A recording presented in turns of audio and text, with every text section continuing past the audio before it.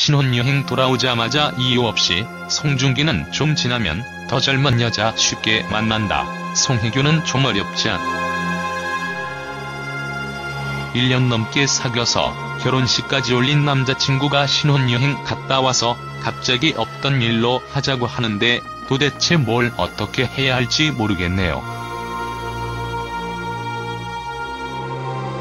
남자친구를 만난 건 1년 반쯤 전입니다.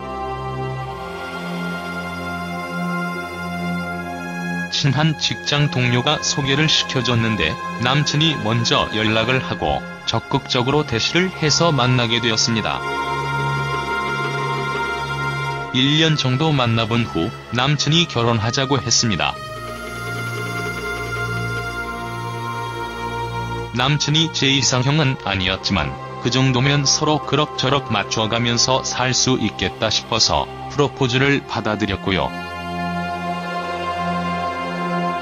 연애 기간 중 몇 번 싸우긴 했지만 그 정도 다툼은 누구에게나 있을 수 있는 일이라서 중요한 문제라고 생각하지 않았습니다. 가끔씩 남친이 지나치게 예민하다 싶을 때가 있어서 신경이 약간 쓰이긴 했지만 그 정도는 제가 포용할 수 있다고 믿었습니다. 그래서 석 달 전 일가 친척과 친구, 지인들의 축복을 받으면서 결혼식을 올리고 열흘간 유럽으로 신혼여행도 갔다 왔습니다. 이때까지는 아무런 문제가 없었습니다.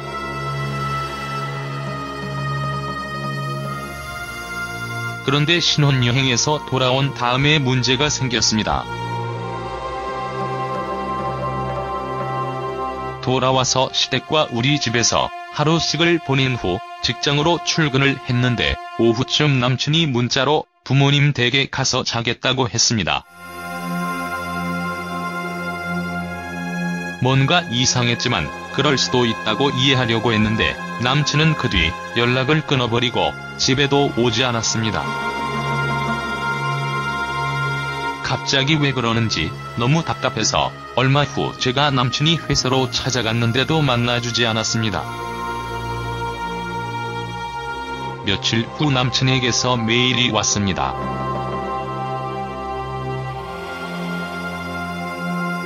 내용은 연애 기간 중 저와 결혼을 해야 할지 확신이 없었는데 어쩌다 보니 결혼까지 가게 됐다. 신혼여행 갔다 오면서 결혼 생활을 할 자신이 없어졌다는 것이었습니다.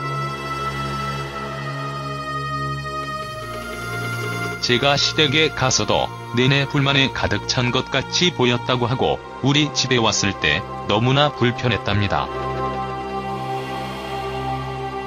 결론은 결혼은 자기한테 안 맞는 것 같으니 없던 일로 하고 여기서 그만두자는 거였습니다.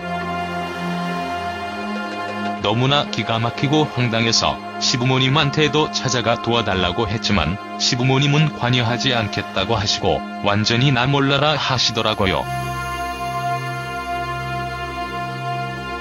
저는 그 후 몇 번이나 남친이 회사로 찾아가고 문자와 메일을 보냈지만 남친을 만날 수 없었고 아무런 응답도 없었습니다. 그때부터 지금까지 석 달간 저는 잠도 못 자고 초조하게 혹시 남친이 마음이 바뀌지는 않을까 하는 기대를 갖고 기다렸습니다. 하지만 지금까지 아무런 얘기가 없는 걸 보니 남친이 마음이 바뀌지는 않을 것 같습니다. 저도 이제는 지쳐서 더 기다릴 기운이 없고요. 만약 결혼이 망설여졌다면 결혼하자고 안 했더라면 됐을 것을. 왜 결혼식까지 올리고 나서 바로 파혼하자고 하는지 도저히 이해가 안 갑니다.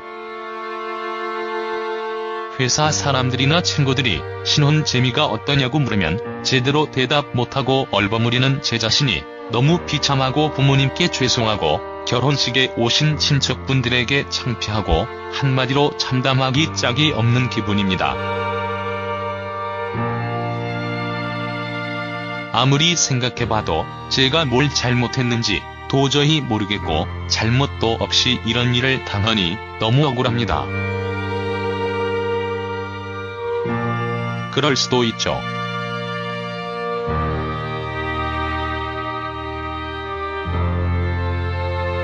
그런데 그럴 때 오히려 더 과감하게 선택할 수도 있을 것 같아요. 제 성격이 그래서인지 모르겠지만 전작을 선택했던 순간을 복귀해봐도 항상 그랬던 것 같고요.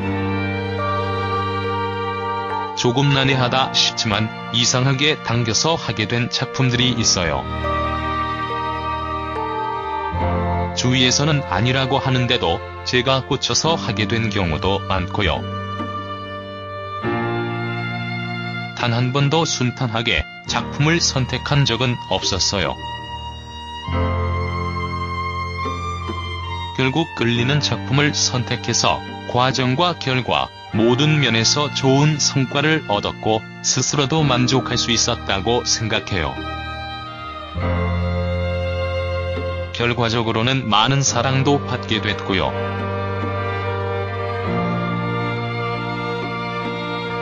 그래서 더욱 과감해질 수 있는 것 같아요.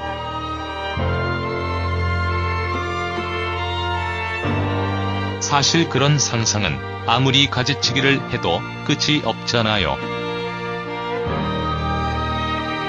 확실한 건 뿌리 깊은 나무 대본을 보고 그 누구에게도 뺏기기 싫다고 생각했다는 거예요.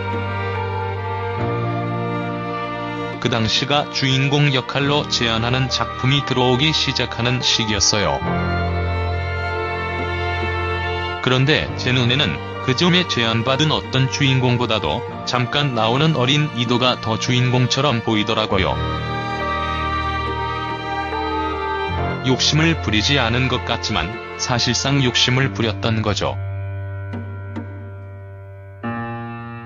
스스로도 칭찬하고 싶은 선택이었어요.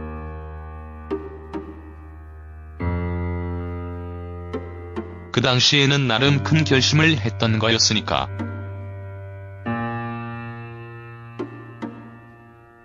지금껏 배우로 활동하면서 제일 잘한 선택이었던 것 같아요. 정말 컸죠.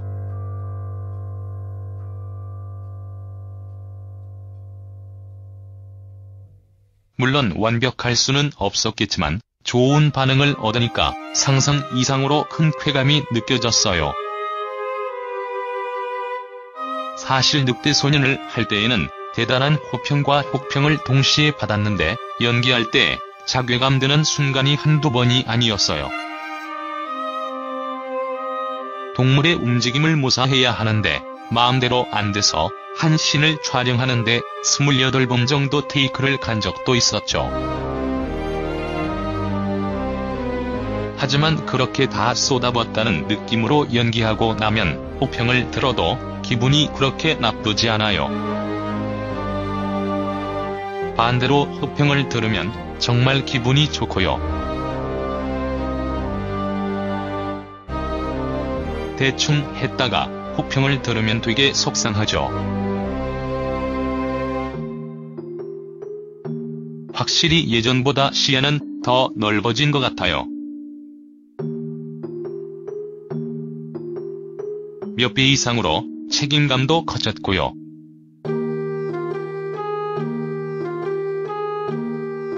그래서 예전보다 더 조심스럽게 행동하게 돼요.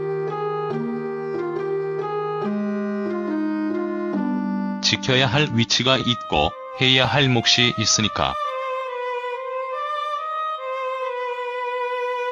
주연 배우로서 저 하나가 실수하면 작품에 심각한 영향을 미칠 수 있기 때문에 조심하게 돼요. 게다가 이젠 결혼까지 했으니까 더더욱.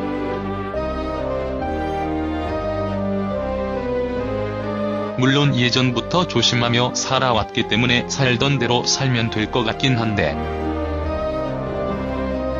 성등을 수행하면서 우리 사회의 가족이 급격하게 해체되어 가고 있음을 현장에서 실감했습니다.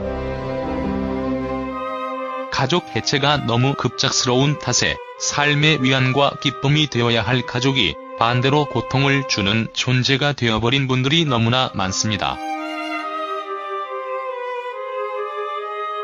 이런 분들을 위해 지난 20년간 깨달은 법률적인 지식과 삶의 지혜를 가정 상담소를 통해서 나누려 합니다. 가족 때문에 고통받는 분들에게 위로가 되고 해결책을 찾는 단초가 되었으면 합니다. 불안했죠. 공무 중에도 불안했고요.